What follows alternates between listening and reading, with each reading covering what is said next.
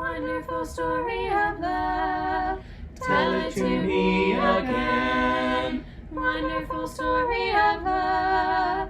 With the immortal strain, angels with rapture announce it, shepherds with wonder receive it. Sinner, oh, won't you believe it? Wonderful story of love. Wonderful story of love. Wonderful story of love. Wonderful story of love. Wonderful story of love. Wonderful story of love. Though you are far away, wonderful story of love.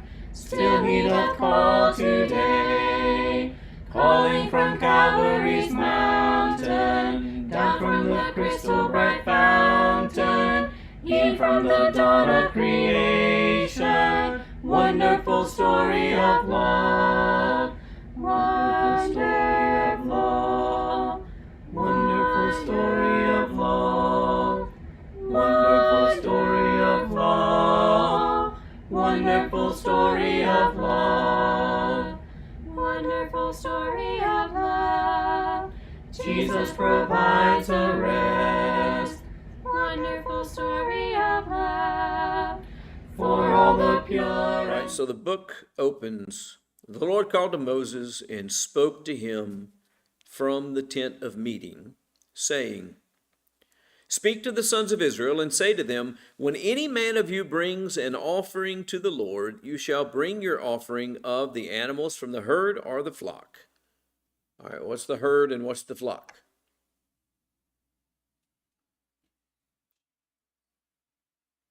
Okay, they would fall underneath the flock, sheep and goats. The herd would be oxen. So that from the very outset, we start setting parameters of what these sacrifices were to be. They were to be oxen, they were to be sheep or goats. There's an exception made that we'll get into a little bit later, where some fowl are allowed to be used for people who didn't possess these, in other words, that were poor and didn't have sheep and goats in which to offer. He let them offer something in lieu of that. But that's what it is now. In a time when your flocks represent your wealth and represent your food and represent your life, to say that you have to take from your flocks or your herds to offer these things is to say you have to offer what?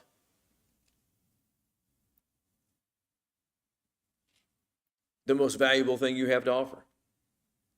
Now, when we get to the New Testament, what is it that we're asked to offer? Ourselves as living sacrifices. And that's a big contrast. What is that? Romans 12, 1 and 2, or somewhere around there? I think that's right. That's a big contrast between these sacrifices, which are going to be very dead and very bloody. Instead, we offer ourselves as living sacrifices.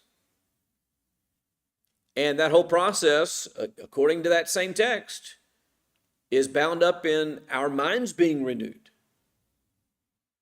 through the instructions of God. And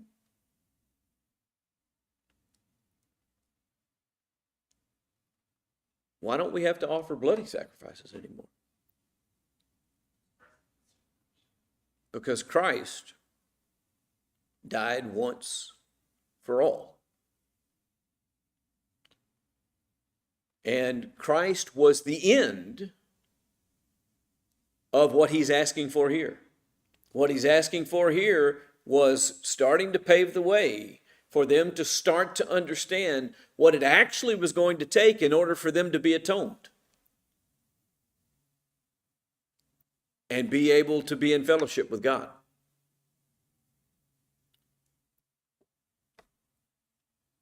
If his offering is a burnt offering from his herd, he shall offer it a male without defect. He shall offer it at the doorway of the tent of meeting, that he may be accepted before the Lord. And so we start getting some more information. Not only does it have to come from the herd, but it has to be a male. It has to be without blemish, without defect. Not only of the most valuable things that you possess, but also what? The best of the most valuable things in which you possess.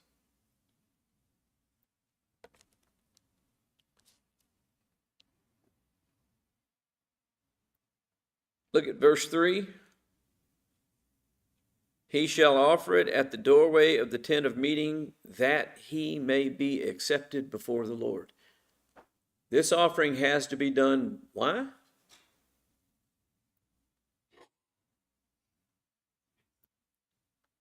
In order for me to be able to approach Jesus, God.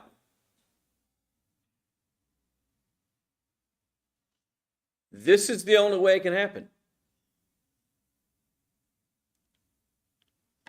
And so verse 4 says he's got to lay his hand on the head of the burnt offering.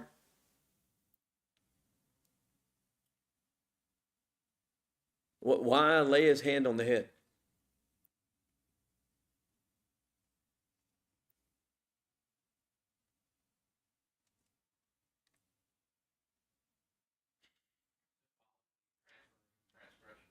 Okay, well, and that's very clear, I think, in the scapegoat stuff later. It is a way to identify and to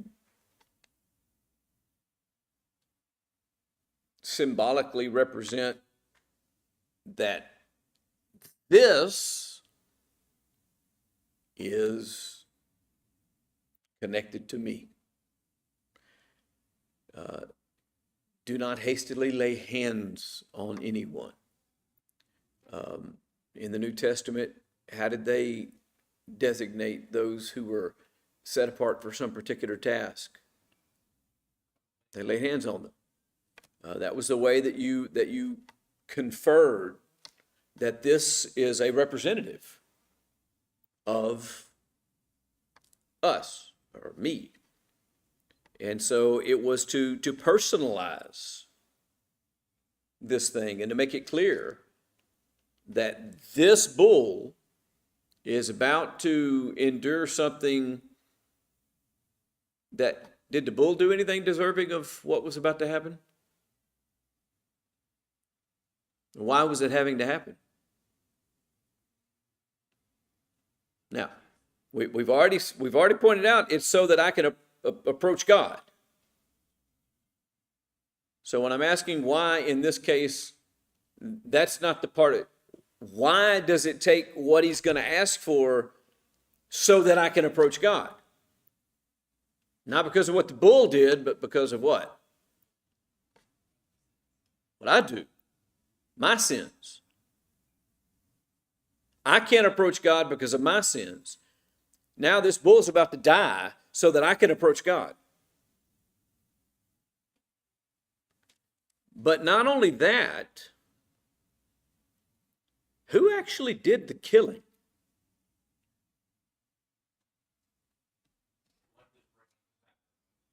Look at verse 4. He shall lay his hand on the head of the burnt offering, that it may be accepted for him to make atonement on his behalf, and he shall slay the young bull before the Lord. The one who's brought the sacrifice is the one who kills the sacrifice. I think a lot of times we imagine that it was the priest who did the killing. The priest didn't do the killing. The priest did the offering. Now, there were certain sacrifices that were for all the people that the priest did the killing. But these sacrifices, if I'm offering sin for the atonement of my sins, the knife's in my hand. And how did they kill these animals? Slice their throat. And they didn't just slice their throat and then let them die, which, by the way, is kind of a rough way to kill something. If you've never seen it done, I can tell you from experience, it's a rough way to kill something. But not only did they do that, what else did they do? I don't think people think about this either. They caught the blood. They collected the blood.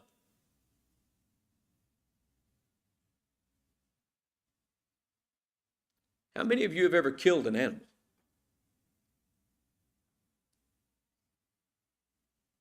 How many of you did it up close and personal?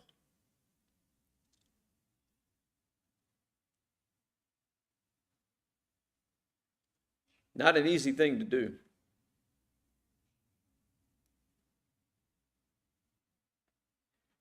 For most people who do it, they do it from about 50 to 100 yards away through the scope of a rifle with a bullet.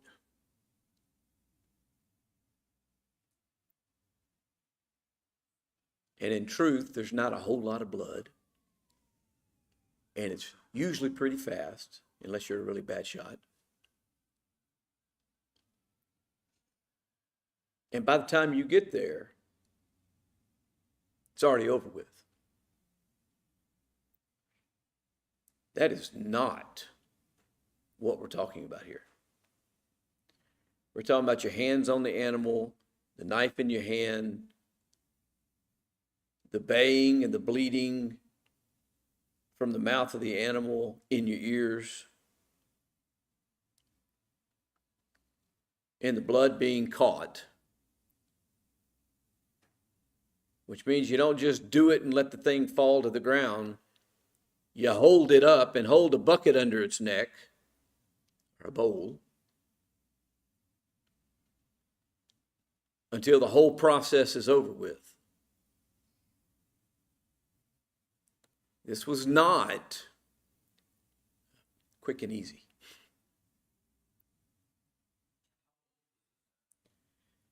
We don't have an age yet. It says the young bull,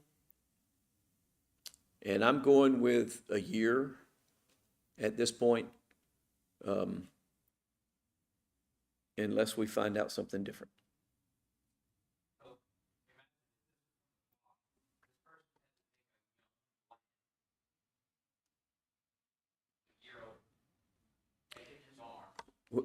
Which, by the way, who was there taking care of things when that young lamb was born?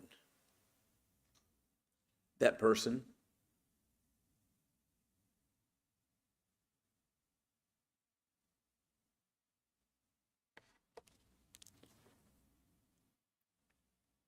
The animal slaughtered before the Lord, the priest then, according to verse 5, it says, shall offer up the blood and sprinkle the blood around on the altar that is at the doorway of the tent of meeting. So all around the altar that the animal's about to be sacrificed on, blood gets splattered.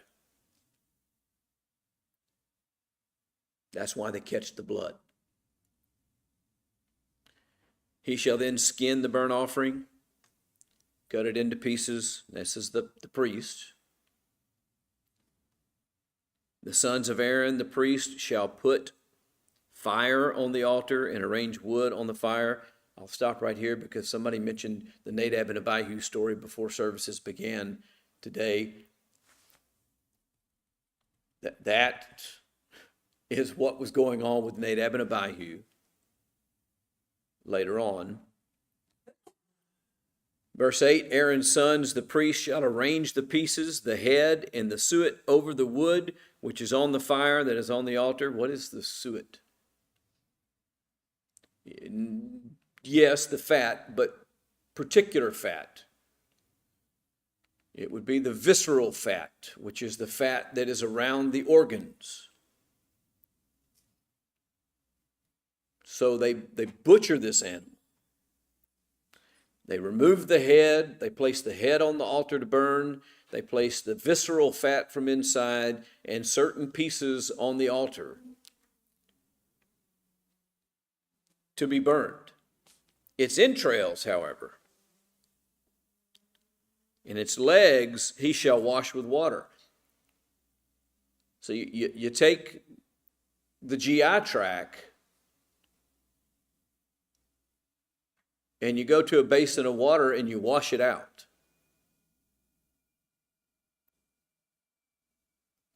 And the legs. And the priest shall offer up in the smoke all of it on the altar for a burnt offering, an offering by fire of a soothing aroma to the Lord. See, it had to be washed and cleaned.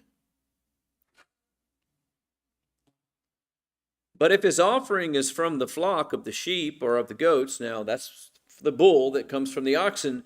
If it's from the flock of the sheep or the goats for a burnt offering, he shall offer a male without defect, and he shall slay it on the side of the altar northward before the Lord, and Aaron's sons, the priest, shall sprinkle its blood around the altar. He shall cut it into pieces with its head and its suet, and the priest shall arrange them on the wood which is on the fire that is on the altar. Then the entrails, however, and the legs he shall wash with water, and the priest shall offer all of it and offer it up in smoke on the altar. It is a burnt offering and an offering by fire of a soothing aroma for the Lord.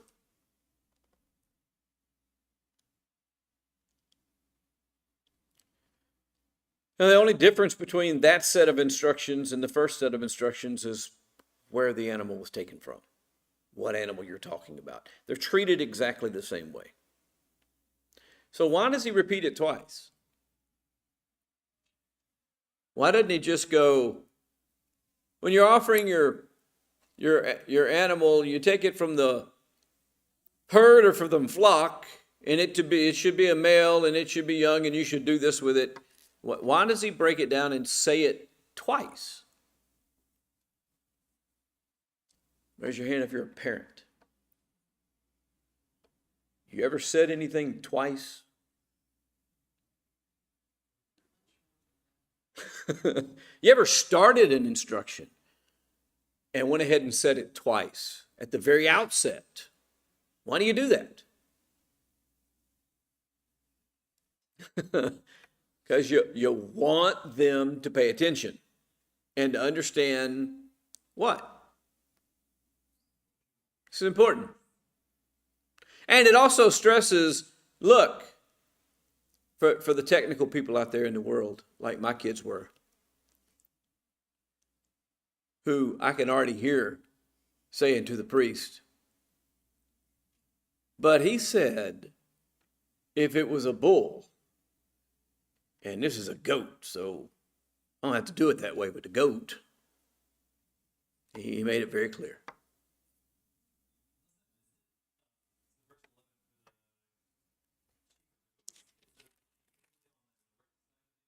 Yes. It does not give that instruction on the first half. Yeah, I noticed that as well. I don't know what it means, so I just left it alone. Maybe that would not. And I did, in fact, look at a diagram, and I'm trying to remember the orientation.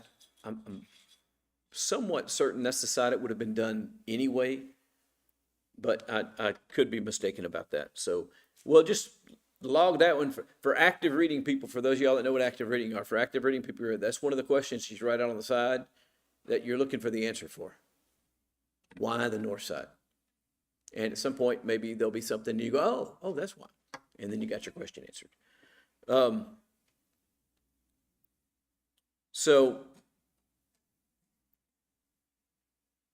the animal is slaughtered before the Lord. The priest sprinkled the blood on the altar. The animal's cut in pieces, and it is burned. The whole animal is burned. That is different than some of the other sacrifices that we're going to read about later. This is an offering by fire. It says a soothing aroma to the Lord. All right, I'm going to stop right there. We can talk about this a little bit as well. And by the way, I'm not going to suggest that we're going to come to any answers from this discussion, but I want to make sure that we realize, Okay, does anybody think that the smoke from the altar is actually going to float all the way into heaven and God's going to go, that smells good? So, what is that all about? What's it saying?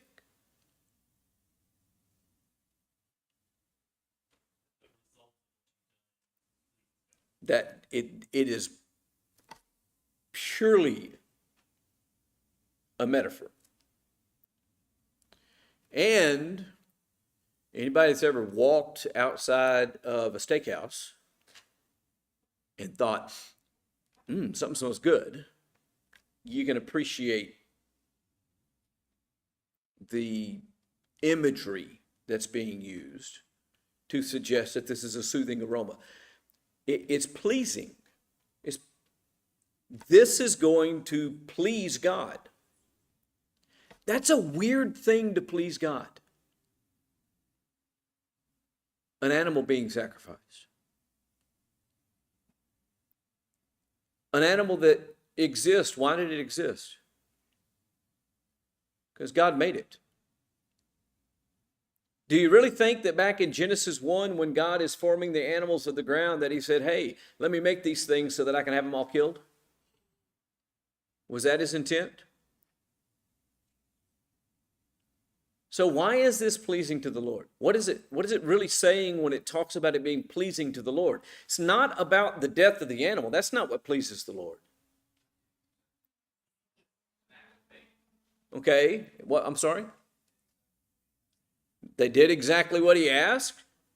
It's an act of faith. There's obedience going on. More important, I would suggest, if we back up a couple of verses at the beginning of the discussion, when we talk about why this is to be done, he said what? What is that, verse 3? That he may be accepted before God. What does God want? Fellowship with men. Why is this pleasing to him? Because through this process, he can have fellowship with men. This individual can approach him. He's atoned for. He's cleansed. The separation that God never wanted is taken away.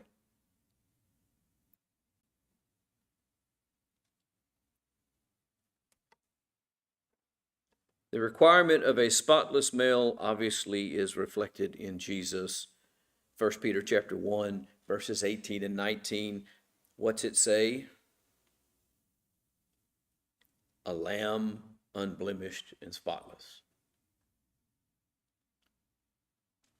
The act of laying on the hands on the head is for showing identification with the offering. Look at Isaiah 53 for a moment with me.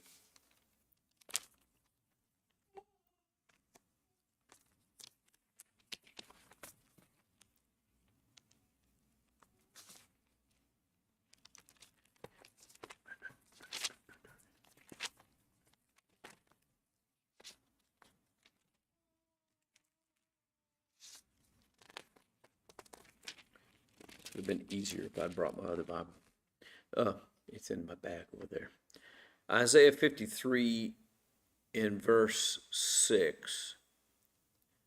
All of us like sheep have gone astray. Each of us has turned to his own way, but the Lord has caused the iniquity of us all to fall on him, to identify us with the sacrifice. 2 Corinthians chapter 5 in verse, I think, 21.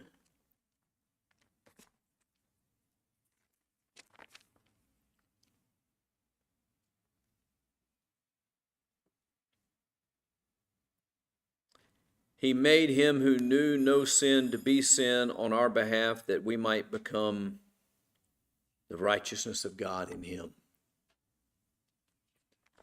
That animal wasn't guilty,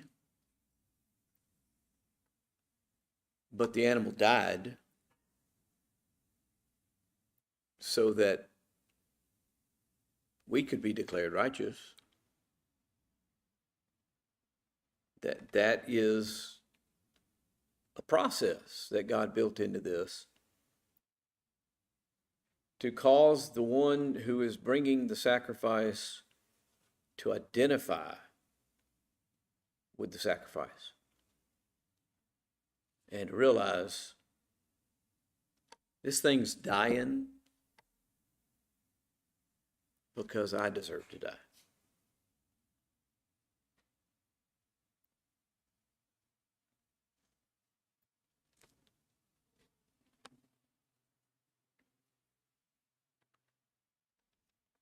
We look as we continue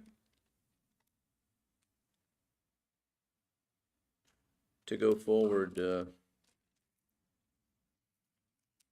Let's see. If his offering is to the Lord as a burnt offering of birds, told you we'd get to it. Then he shall bring his offering from the turtle doves or from the young pigeons.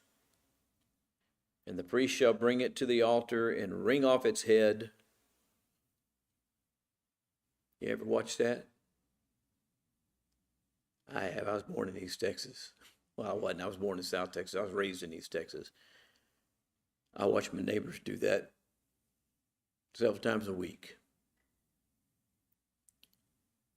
By the way, she was a Broussard from over here. Had a menagerie of animals in their backyard. Goats and peacocks and chickens, and I watched her wring their neck and chop their head off and hang them upside down off her back porch and bleed them and pluck them. And these priests got to take these birds and wring their head off with their hands.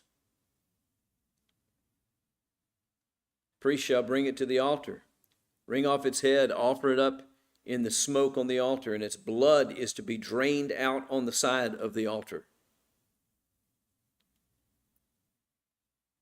Now, as this is done day after day after day for person after person after person, what's that altar start looking like?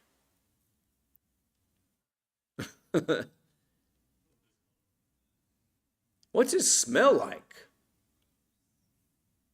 This is not pretty. Now keep in mind, the altar is bronze and elaborate and beautiful, but it's covered in blood.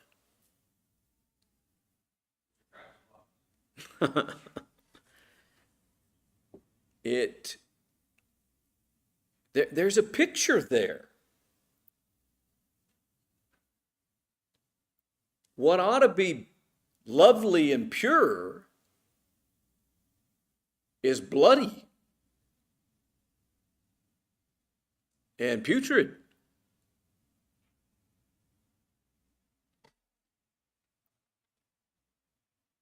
He shall also take away its crop with its feathers and cast it beside the altar eastward to the place of the ashes.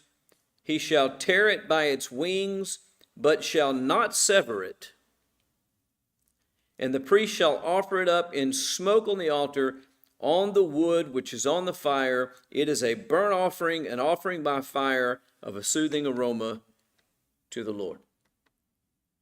So we've got these offerings.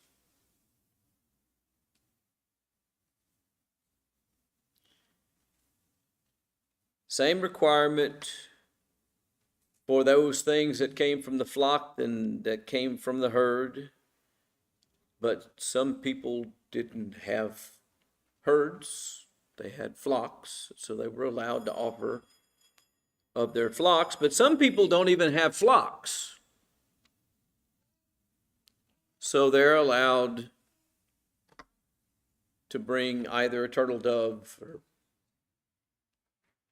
pigeon. Now, who do we know offered bird sacrifices. Mary and Joseph. Which tells us something about the family in which Jesus was born into. What does it tell us about the family in which Jesus was born into? They were not wealthy. This is an accommodation for the people who didn't have. And this accommodation was... But do you know what all this means? No one was excluded from access to God. Every person could come to God. He didn't block people from coming to him because they didn't have. He made a way for even the poor to make a sufficient sacrifice to approach him. Now, there's got a lot of reasons for that, but primarily, none of these sacrifices are what were doing the work anyway. These sacrifices were teaching. The sacrifice that was going to do the work was what? The blood of his son. We got to stop. We'll talk a little bit about some of the Christian connections to these things next time, and then, Lord willing, get into chapter 2 and talk about the grain offering. Because the burnt offering wasn't the only offering. There was a grain offering as well, and then we're going to find out there's about 4 or 5 other classes of offering that we had to know about, or that they had to know about. Appreciate everybody's participation in presence. Wonderful story of love, tell it to me again. Wonderful story of love, with the immortal strain. Angels with rapture announce it, shepherds with wonder receive it. Sinner, oh, won't you believe it? Wonderful story of love, wonderful story of love, wonderful story of love, wonderful story of love, wonderful story of love.